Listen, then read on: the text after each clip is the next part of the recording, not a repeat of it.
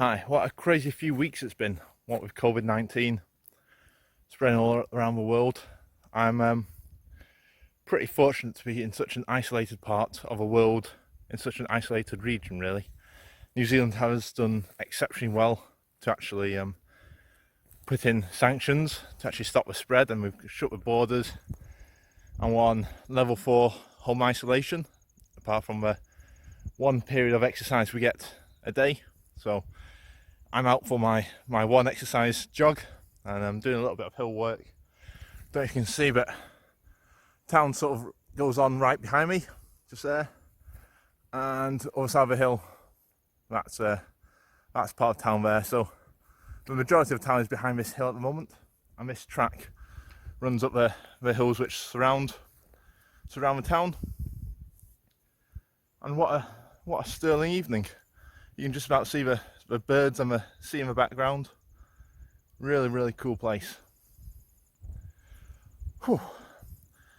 Anyway, I've not been able to make the videos which I wanted to make for you guys, mostly because I'm working from home now, and I only ever actually go into a practice after 7 p.m. in the night to actually restock the car for the next day and try and get stuff sorted which I need to do in the clinic. So the large our team is trying to spread themselves at home as much as possible, and we're only really going on to farm for the essential work and the emergency work really. So it's been a lot more phone calls, Google Hangouts and Zooming, so I've been keeping busy there. I do have a few videos on the hard drive which I now have a lot of time to edit, so you'll probably see a couple more pre-isolation videos come out. I really wanted to do a scanner one because we use two types of scanners. We use a sector scanner and a linear scanner, and I'd love to do a comparison of them, but trying to limit my time in the clinic and with two scanners both in different cars and different locations throughout the practice, I'm not being able to do that. So I'll hopefully do that once this is blown over, fingers crossed, but who really knows how long that will be. So in the meantime, I'll show you a quick video of what I did a few weeks ago. And I was out scanning a herd, and one of the cows had a cancerous growth on its third eyelid. So that's a pink fleshy eyelid just in the inner corner of the eye, and yeah, so I removed that. So have a look at that, and hopefully I'll post a few more videos in the near future. In the meantime, look after yourselves, stay healthy, and stay safe, and most of all, stay happy. Good luck. As you can see, this cow has a large cancerous mass on her third eyelid. This mass is really too large for her to even go to the works. New Zealand regulations say that if it's any larger than a $1 coin, so that's about the size of a pound, she can't go. It's protruding a fair bit. Doesn't look overly infected, though there is a bit of gunk beginning to form. I found that they're a lot more common in New Zealand than particularly in the UK, probably just because of the harshness of the UV rays in New Zealand. It's so much easier to get sunburnt here, and you've really got to be careful with your sun cream and your sun protection. And I think because of that, we do see a lot more cancer eyes about.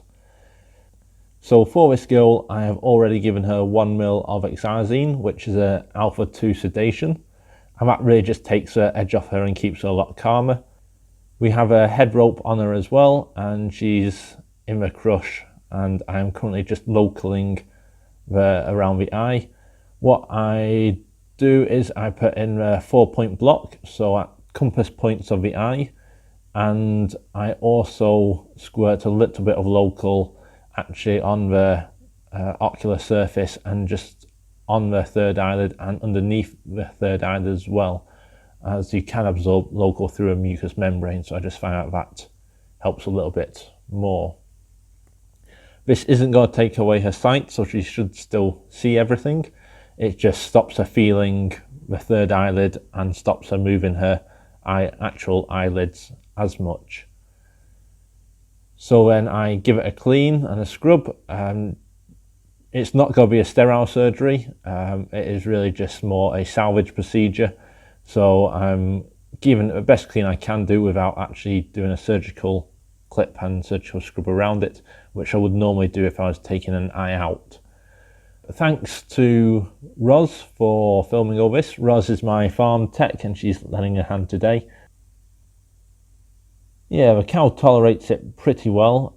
Getting the surgical kit sorted, it's nice to actually have a barrel really, not having to put on an upturned bucket. It's a good height for it. I am 6'3", so constantly bending down does give me a sore back after a while. So what I am doing is, because I'm just more salvaging it, I am clamping off with good margins around the cancerous growth. Margin wise, I'm trying to give myself around 5mm, half a centimetre, which probably isn't as much as I probably should do, but it's the best I can get in the current situation really. And I'm just clamping that off with large forceps, and once I've got it clamped off, I dissect it with scissors. I really don't want to be taking a scalpel blade close to the eye. It makes me very paranoid really. Just if she just waves her head in the wrong way, because she isn't generally anaesthetized, so she's still conscious and she still can see, she just can't feel. So she can still move, still shake her head, and yeah, having a scalpel blade that close to a perfectly good eye isn't a great situation. According to a textbook, you should try and suture the third eyelid closed where you've removed it to save on hemostasis, so save on blood loss. I do find that becomes exceptionally fiddly, and it's probably great when the cow is anaesthetized, but just under light sedation, I do find it very close to near impossible to actually get my sutures where I'd want them. So what I would generally do is I just let it clamp off, and with that pressure it actually keeps the blood flow pretty to a minimum. And once I have removed the clamps, I really just apply pressure to it for about 3 or 4 minutes.